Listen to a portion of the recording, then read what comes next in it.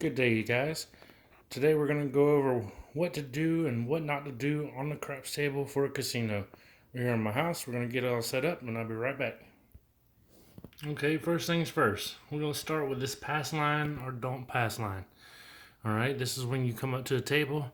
The puck is turned off. There is no shooter established yet. And it all depends on if you want to shoot the dice or if you do not.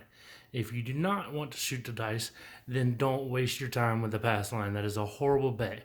Even if you want to place odds, all you simply do is grab your chip, put on the line there, and you can play your odds just like that. All right, so say you are the shooter.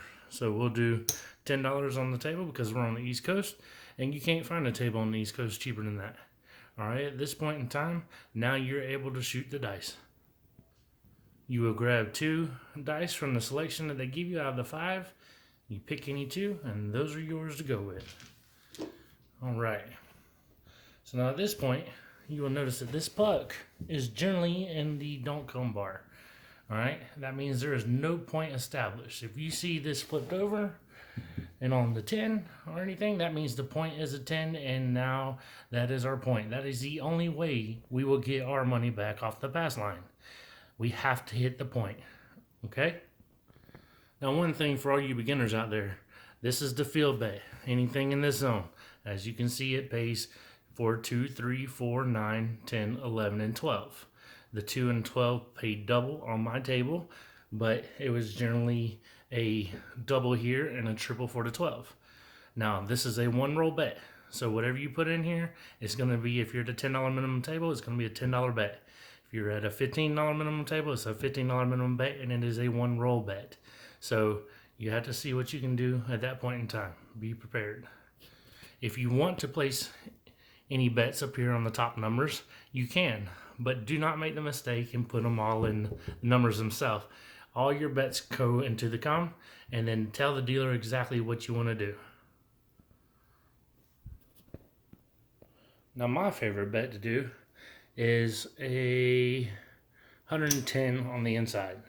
That's generally covers you for 25 on the 9, 30 on the 6, and then 25 on the 8. So at this point in time, we will be set up like so. If you have win on the 25 or on the 5, you would win 35. If you win on the 6, you win 35. The 8 is 35 and the 9 is 35. All right, so we're gonna roll the dice one time and see what happens. All right, so we got a 4 and a 1. That would be a 5. So at that point in time, that 5 would have had the point established to begin with, and then we would roll from there. All right, so now we got the point established for a 5. Let's try it again and see what we come back with. All right, at that point in time, we have a 6. So the 6 would now pay 35. The dealer will put your winnings in the com, and then you're allowed to pick them up from there.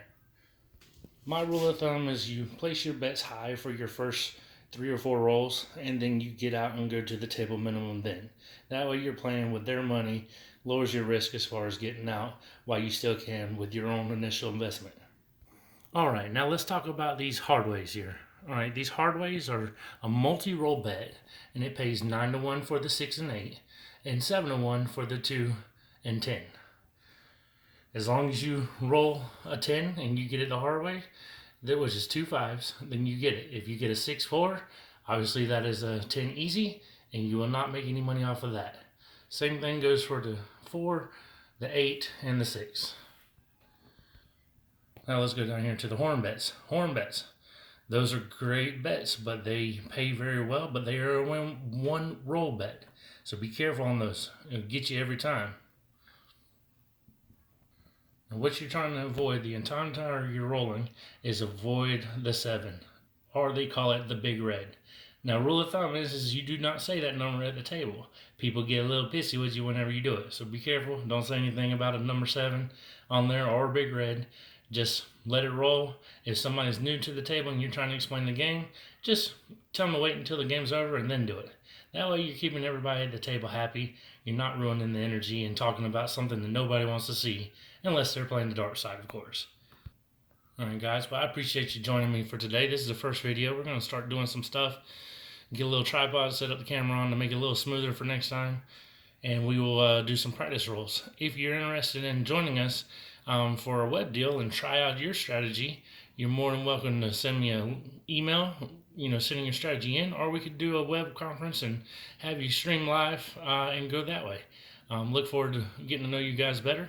Hit the subscribe button if you'd like to try your strategy live, and we'll get you set up and get it working.